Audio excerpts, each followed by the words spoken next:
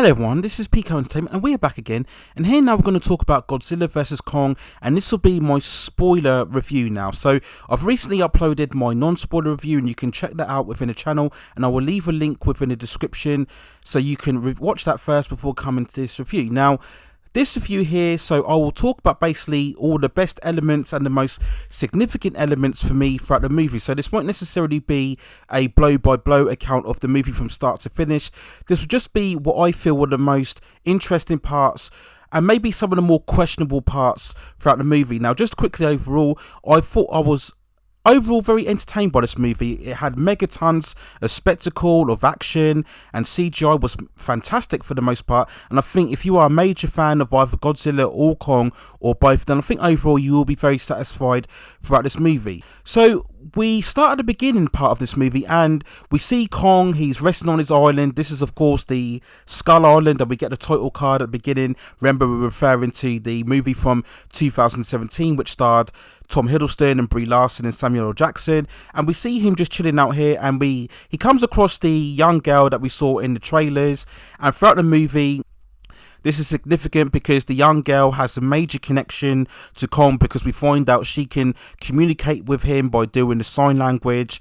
So she's supposedly a pivotal character throughout this movie, even though I didn't really find her a pivotal character as such, but that's the kind of play they were going on throughout this movie. So we find out that he's actually, in terms of the Skull Island, is actually protected by a dome, and then we see that where he throws the spear at the sky and we see the sky disintegrate. We see all of these pixels surrounding it, and then we see all of the scientists, they're monitoring him. So you have to remember now that this is a story that's being told way ahead in the future now, post the events of Kong Skull Island. So how they managed to put it all under a containment field, I'm not sure.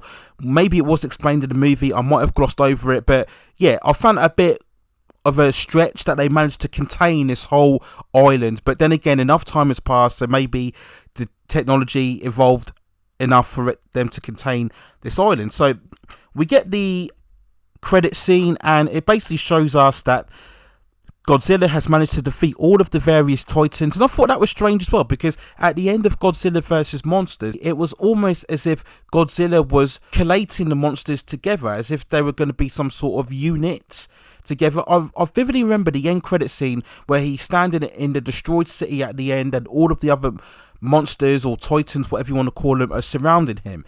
So now he's going ahead and he's defeated all of them, so now he's the last titan or the last monster heading around now. So again, I've only watched Godzilla and Monsters only once, so maybe there was something I missed throughout that as well. So we push on from there, and then we see a group of human characters. Again, they were very weak. We catch up with the black scientist. He's working for the Apex scientific group, but he's also running his own podcast because he's got all of these theories about Godzilla and what happened. And then we really get the first and only action scene, certainly for the first opening 40 minutes, where we see Godzilla emerging underwater, and he's attacking the Apex locations, and we find out later on why he's doing this. And I like the visuals. I thought the effects were very good when we see him coming out the water. We see his skin in that blue glow, and that was something they would show throughout all of the movie. And of course we see the scientists from the Apex organization, including the son of Ken Watanabe's character. If you remember, he was one of the protagonists from both the Godzilla and the Godzilla King of Monsters movies, and he actually killed himself at the end, if I remember rightly, in order to save all the others. So we get this attack, and then it's deemed, of course, that Godzilla is this massive threat. So this is when the Apex people, they then track down Alexander Skarsgård's character, and they want them to basically help him obtain the energy source in the hollow point, which I think this is kind of this other universe, if you like, where all the previous monsters had inhabited themselves in. I think it was hinted at again within Godzilla Kings of Monsters. Again, correct me if I'm wrong on that. And this is tapping much more into the lore and mythology of the Godzilla universe. He's just there, and he's got this crazy theory on how it works, and they just take him back on it. Again, not a bad performance from Alexander Skarsgård, just not very interesting character, to be honest. He lacks very much in terms of a personality or character, but for some reason he was the only person within the whole of the Apex organization that could come up with this plan to get this energy source from the hollow point. And they alluded to as well that I think it's his brother had previously tried to get to hollow point, but he died a horrific death, and they need Kong. For some reason, they need Kong to go through to this and obtain the energy source at the time. So at this point, I was like, okay, whatever. They're just trying to explain and set up the motivation as why they need Kong in the first place. So we get to the next part where we see in Skull Islands, they manage to apprehend Kong. They somehow put him under sedatus, and again they skipped that part as well, because at 1 minute we're talking about and debating should we take Kong, and again we get another scene with the kid, she's trying to communicate with him, and then we cut straight away to seeing Kong on the naval like carriers, and he's got the restraints on him. And I was kind of like, well, it would have been nice to see how exactly they sedated Kong, because I imagine that wouldn't have been very straightforward. So that was probably another action sequence that you could have put in, how exactly did they manage to sedate Kong, but fair enough. And then we get him back there, and then we get the appearance of Isa Gonzalez, very notable because Isa Gonzalez is very hot, and she's basically just leading Apex organization. And again, just like Alexander Skarsgård, she's just there really. They didn't really need to bring her character into it. She's got no real relevance, if you like, overall. A lot of what happens throughout this movie doesn't really hinge on her at all. So again, they were just an extra character that was needed. Again, nothing wrong with her performance, just not really necessary at all, not really a pivotal or influential character in terms of the story. So again, really, we push on, and we're really now just going ahead with the established plan. We go back to the other characters. Of course, we see Millie Bobby Brown coming in as the daughter, of course, who we saw from Godzilla King of Monsters, if you remember, and they're on the track now to find out what happened. They meet up with the black guy, the Apex worker, and of course he agrees with them about the whole conspiracy. So this is basically establishing the team. So we essentially have two groups. So we have the group of Apex people who are trying to use Kong to obtain the energy source, and then we have the group of three other characters who are investigating what was going on in terms of Godzilla. So they were trying to have two sets of human characters tied in to the monsters as well. Now, I think there were too many characters in this. I think you easily just could have had one group of scientists, and as they were tracking down or trying to realize what was going on with Kong in terms of obtaining the energy source, then at the same time you could have had people in the same proximity also tracking down the movements of Godzilla. And I think this just would have shortened down the running time that we get, particularly within the first 40 minutes. There were too many characters involved, and they didn't need all of them, even though, like I said before, there was nothing wrong in particular with the actors and their performances. So we move forward again, and then we come to the first big fight between the two.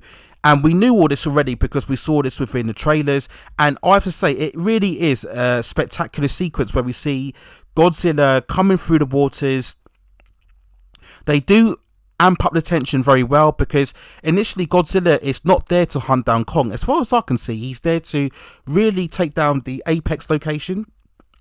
And they're worried because Kong is in the chains, and they're worried that he won't be able to protect himself. And this is the first time where I think they justified the fight between the two monsters, because obviously at this point they need Kong, right? They can't have Godzilla come in and destroy Kong. So it made complete sense, this battle, and it was spectacular. I love the scenes here where we see Godzilla emerging from the water. He's jumping on the carriers, and everything's exploding. We get that great angle where we shift from Godzilla to Kong, and then they're throwing punches together.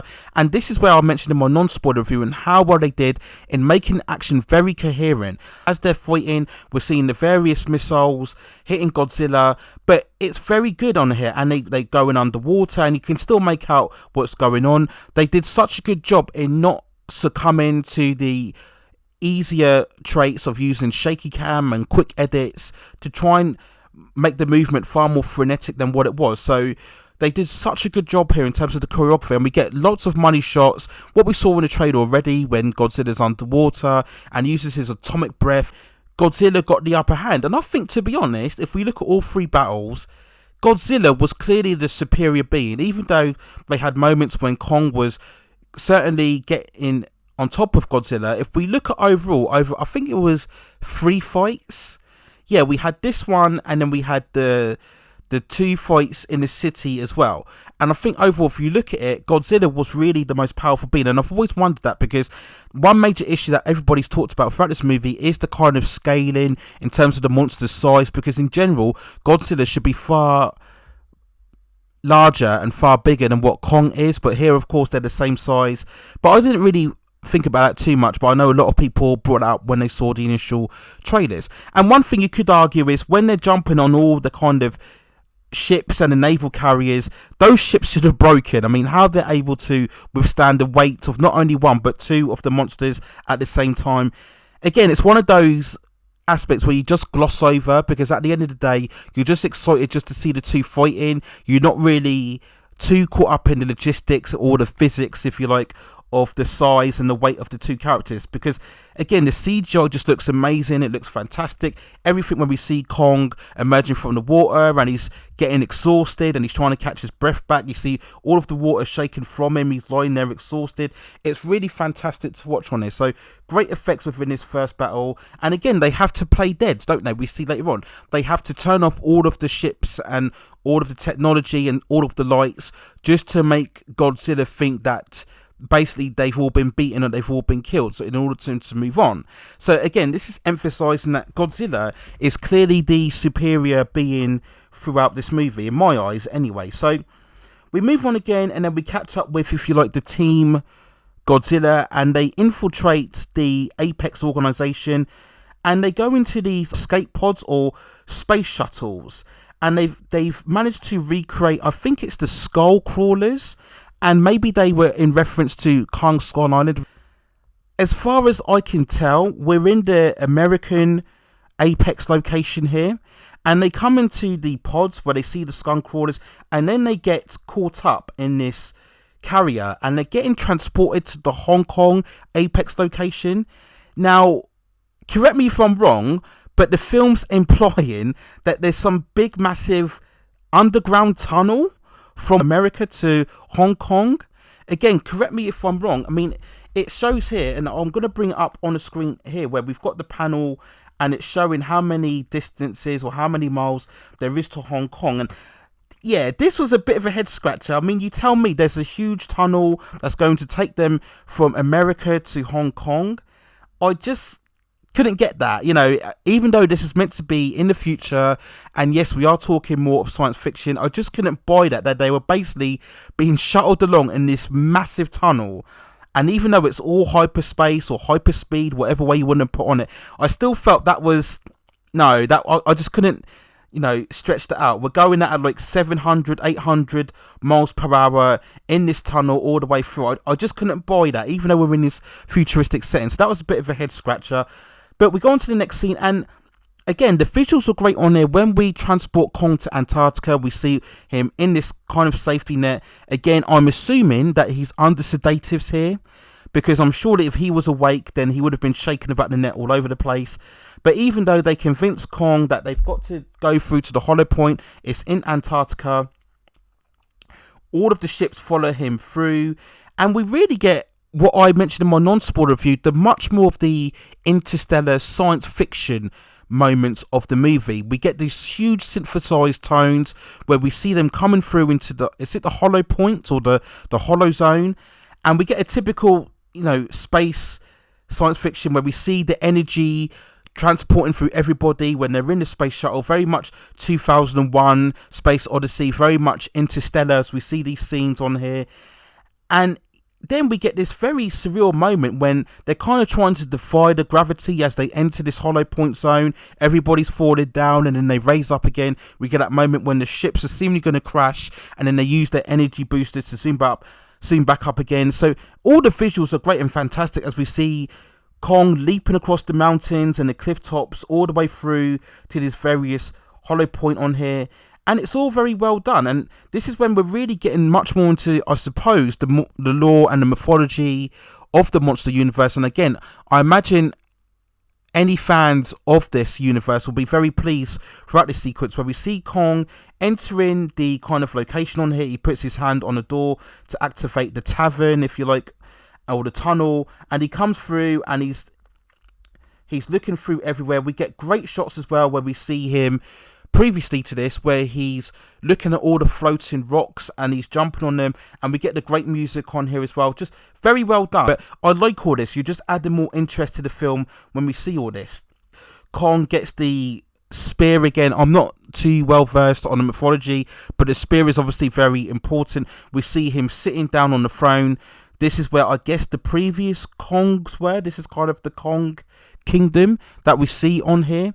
So it's very well done as well. And again, they're just establishing, I think, the importance of Kong and how exactly he's going to gain back his power. Now, we get the previous sequence as well, where we see the team Godzilla, if you like, and we get the first emergence of Mecha Godzilla, because we see here that the son of Ken Watanabe, he's using this to get the mind control, because in the previous sequence here, they were using the energy source. They finally managed to obtain the energy source where we see Kong picking up the staff. And Isa Gonzalez's team, because she's the daughter of the head of the Apex organization. Now, of course, the whole point was they wanted to get a sample of the energy source just so then they can use that to activate Mechagodzilla. Now, the scientist at the time, the son of Ken Watanabe, he states that this is unstable, we have to test it first, but as usual, they don't want to go by that, they want to use the power straight away. So they activate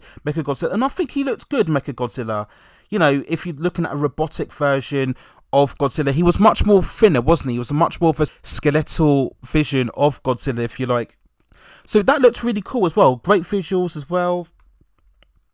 And as I said before, the visuals, you know, throughout this movie were fantastic and great. And we had another good element where we saw, and again, you're going to have to forgive my pronunciations. I think it's Kidera or Gazera, I think, the skull. And I think, if I'm correct, if I'm wrong, this is in reference to the end credits of Godzilla Kings of Monsters, where at the end they found the body. If you remember, they found the head of the Ghidorah, I think, Titan, and they've managed to kind of reconfigure it into some sort of metal psychic ability, and that's what they're using as well to tap into and create this Mecha Godzilla, but they needed the energy source. So that was very good on there as well. Now, the one silly bit that I thought throughout this movie that we got on here, so we essentially have, when they activate Mecha Godzilla, I think it triggers a signal within Godzilla himself, and that's what's drawing him to all of these Apex locations, right? But then when Kong activates the staff, it triggers Godzilla, right? And Godzilla, all of a sudden, when he's in Hong Kong, he uses his atomic breath to burn a hole right through the core into the hollow point, right? As if the hollow point was basically underneath him. So again, correct me if I'm wrong, he's managed to burn a hole from Hong Kong to Antarctica. Like, again, just correct me if I'm wrong, but what I recollect from this movie, that's how it was visualized, right? He literally just burned through the ground, and he's somehow able to reach all the way through to the hollow point, to the point where literally Godzilla can literally see him and emerge from it. Now, I thought the whole point of the hollow point was that you could only get to it through that energy portal that they saw earlier on throughout the movie. That was the only way you could get through it, right? But then it made no sense that Godzilla could just burn it and then they could just transport their way through it. That absolutely made no sense whatsoever, and it was just a bit ridiculous and a bit silly. And this is what I pointed out in my non-spoiler review, how they were struggling to justify a fight between Godzilla and Kong. But despite that, the second fight in this city was great as well. And once again, everything was clear and fantastic. We've seen them crashing into buildings, and Kong is trying to use the staff. Great choreography, just great scenery. Again, you can see absolutely everything. I loved the shots where we saw Godzilla is lighting up his body because he uses his atomic breath, and Kong is smashing his head down and he's using to evade it. they were actually putting some thought into these fight sequences, right? They were actually thinking about, well, how would Kong approach Godzilla? You know, how would he attack him at certain points? So he would try to avoid the atomic breath by grabbing his head down, pushing it down. We see him drop kick in and Godzilla using his tail, and it's very fantastic. And we see him dodging the atomic breath, and then he's using the blade to repel it off. These are just great visuals. I think, again, it's like the first encounter. It's delivering very much so. But again, it's clear here in this second fight, once again, that Godzilla is the superior fighter, right? Because we see, again, great shots of Kong running through the city as he's trying to avoid the atomic breath, and he's leaping over buildings. This is all fantastic stuff. And he seems, I think at the end we get that great shot where he leaps through the air. Godzilla uses his atomic breath, and then Kong blocks it, and then he swipes him down with the spear, and it kind of wounds Godzilla down. So if you wanted to say, well, this is Kong's round that he won, okay, but it's not really, is it? Because Godzilla recovers, and then they have another battle, and then this is when we come to that point when Godzilla clearly wins, right? He clearly wins. They have another great battle. They're grabbing each other again, and then Godzilla just outmaneuvers him and is just striking him down and biting him and scratching him, and it's really vivid stuff. This is quite the intense battle we see on there when they're coming together, and we see Godzilla just scratching Kong down and making him bleed and stuff, and it's fantastic. And he dislocates Kong's shoulder, and he's just scratching him everywhere. Kong is running away again, and again, Godzilla is the clear fighter. I know I keep saying it, but it's true. Godzilla is clearly the superior force on here, and this is the point again that I had contention with. So he strikes him down, and he lays him down, he stamps him on his chest, and he's striking him down, and Kong's crying out in pain. Now, at this point, you're thinking, well, why doesn't Godzilla just use his atomic breath and finish him off? Now he roars at him, and I don't know, maybe the use of the spear has expired, his atomic breath, maybe that's why he couldn't use it again. I don't know. And again, the movie doesn't justify this, but he screams at Kong, and then Kong screams at him back, right? So at this point, why doesn't Godzilla just kill him? Just swipe him down, bite him, stamp him, scratch his eye out, scratch his face off. Why doesn't Godzilla just kill him, right? But he stares at him, and then he walks away, right? Yes, Kong is beaten, but the whole point of this is the third time they fought together now. So again, we go back to my initial problem with this whole concept. You are setting up a battle between Godzilla and Kong. So there has to be a resolution, right? If you're going to have one person fighting against the other, it only works if there's a clear, decisive winner, and if the winner has a chance to take the opponent out, then they take that opportunity. At this point, I've got serious vibes about Batman vs Superman, because, spoilers just in case you don't know, you can also check out my review of Batman vs Superman on this channel. But basically, like Godzilla and Kong, the concept of Batman vs Superman is that you've got these two iconic characters, they're fighting together, and they come to the climatic fight. And just like Batman vs Superman, you have a clear winner, right?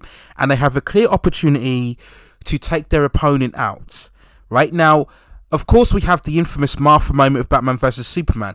So even though that was ridiculous, at least conceptually there was some kind of logic, even though it wasn't true there, as to why Batman stopped fighting. And of course you had Lois intervening, but here there's nobody intervening, there's no one stopping him, so Godzilla could just kill Kong, just kill him there and then, and the battle's done. But of course we can't have that, because they're both, if you like, protagonist characters, and we can't have one killing the other. So again, this is the fault of the whole premise.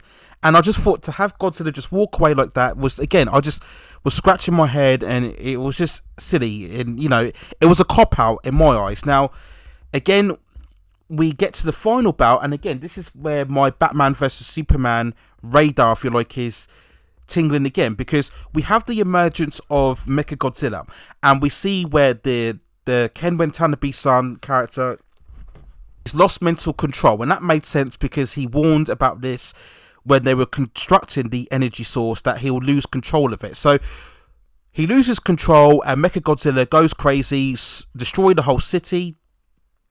He fights Godzilla. And then, of course, we have to resuscitate Kong. And the only way we can do that is by blowing up the ship. Again, just as if you knew that would work. There was no way you knew that could work. I mean, it's such a small ship. And there was no way you were sure that just basically self-destructing the ship could provide enough of electrical charge to revive Kong. So again, just a bit, you're just questioning the logic and the sensibility of it all at this point, even for a movie like this. But Kong is revived by this electrical charge, and then he joins in the fight against Godzilla and Mechagodzilla, because the daughter, or the child, she tells them through the sign language that Godzilla is not your enemy and you have to fight him. So, you know, people may think I'm crazy, but this is so much like Batman versus Superman, because if you think about it, we have the same narrative, right? They're constructing Mechagodzilla in an experiment, just like they were constructing Doomsday in an experiment. They lose control of Mechagodzilla, just like they lose control of Doomsday. Doomsday attacks everybody, just like Mechagodzilla does, and then Godzilla and Kong have to team up to fight against him, just like Batman and Superman did against Doomsday. So it's the same concept, exactly the same run of events. And again, it's just a bit of a cop-out. And I think, to be honest, and I might have mentioned this in my trailer review, where we kind of knew this, because we knew there was going to be some sort of stalemate between the two. And if you want to have a climatic end to this movie, you can't just have it where Godzilla and Kong agree to shake hands, if you like, and then walk away about their own business. There has to be a climatic conclusion, and the only way they could have done this was having Mechagodzilla and having them fight against both Mechagodzilla to win. That was the only way you could have done it. But I just think the execution could have been better. So I think a better way to do it would have been to essentially have Godzilla and Kong fighting, and then maybe have Mechagodzilla defeat Godzilla, right? Or defeat Kong, or grab the staff, or destroy the staff, walk away, and then you have just a bit more concentrated time when Godzilla and Kong realise, right, they're not enemies, and maybe even have it where they hunt down or they chase Mechagodzilla. That would have, I think, provided much more of a thrilling finish, and then they fight him together, maybe in some mountain area or somewhere. So I think that would have been better overall. But they fight Mechagodzilla, and of course now, because you've let Godzilla defeat Kong, if you like, we then have to balance that by having Kong beating Mechagodzilla. And it's a cool visual again when he rips his head and his spine out, very much in Predator fashion, if you like. Very cool visuals, very cool stuff. And then we see Kong is exhausted from the battle, and then we think that's that, and then we get the emergence of Godzilla, and Kong is worried because he's thinking, oh no, I need to fight him again. And then he picks up the staff and then he throws it down, I guess essentially showing that he's no longer wanting to hunt Godzilla, he's no longer a threat to him. So then Godzilla recognises that, they look at each other, and then Godzilla just walks away. So again, great visuals again, where we see the two Titans standing in the ruins, just looking at each other. Again, great direction, just letting us see these monsters together in these great angle shots and horizontal shots. Fantastic overall, and we see them walking away. I really love the visuals here in the haze and glow and the smog as we see them walking away from each other. So just fantastic effects throughout this movie on here. So that is essentially it. That's the end of the movie essentially, and we get to the end part where we see that Kong is now in the hollow point. They've managed to contain the hollow point now. Like, what happened to Skull Island, I don't know. Again, anybody wants to correct me on this, by all means, let me know in the comments below. But they're now containing the hollow point in Antarctica, where they can keep an eye on Kong. I'm guessing just in case any other Titans emerge, then they've got Kong there ready. Of course, it keeps things open from any sequel potential. So fair enough. But I didn't like the ending where it's just we've got the song playing. I think it's All the Air I Need Is Breathe. I think it's Simply Red did it, or a song, a group there. I remember the Simply Red version anyway. But yeah, it was just a bit of a cheesy way to end it. I think they should have gone for a much more of a kind of atmospheric music to end the movie on. So I just found it a bit cheesy overall. But yeah, that was the end of the movie, and there's no end credit scene, so everybody waiting, probably disappointed. I think the previous Godzilla movies all had end credit scenes, but this one didn't. I'm not sure whether we will get any more Godzilla and Kong movies. I'm pretty sure we'll get separate adventures. I think, to be honest, there's probably more potential in a Godzilla future franchise, because you've got all of the various Titans, etc., right? Whereas I can't see as much potential in a standalone Kong movie. Where else do you go really from it? So we'll wait and see. But like I said, overall, it was very spectacular, very action-packed. Effects were outstanding. Further on again, how possible it is now to recreate these larger-than-life characters on screen and make it all look convincing, not only in terms of the way they look, but also the way they move and the way they fight, and all the energy and the superpowers that they enable. So I think a real marvel in terms of CGI. Fantastic to watch on here, action packed, spectacular. And again, if you are a major fan of this franchise, I think you would have come away very satisfied overall. Overall, that's my spoiler review of Godzilla vs Kong, really. Not much more, I think, to elaborate on that. I'm not a major hardcore fan, so I'm pretty sure there'll be other reviews that maybe will be twice as long as my review, and I'll go further in depth into all the maybe Easter eggs that I maybe missed out on. But overall, very satisfactory, very action-packed, very spectacular, and we wait and see what goes on in the future overall. So those are my spoiler thoughts on Godzilla vs Kong. Let me know what you think in the comments below. Please hit those like and subscribe and notification buttons as well, so I can provide you with more content in the future. But that's it for now. Take care of yourselves, stay at safe distances, and I will see you very, very soon.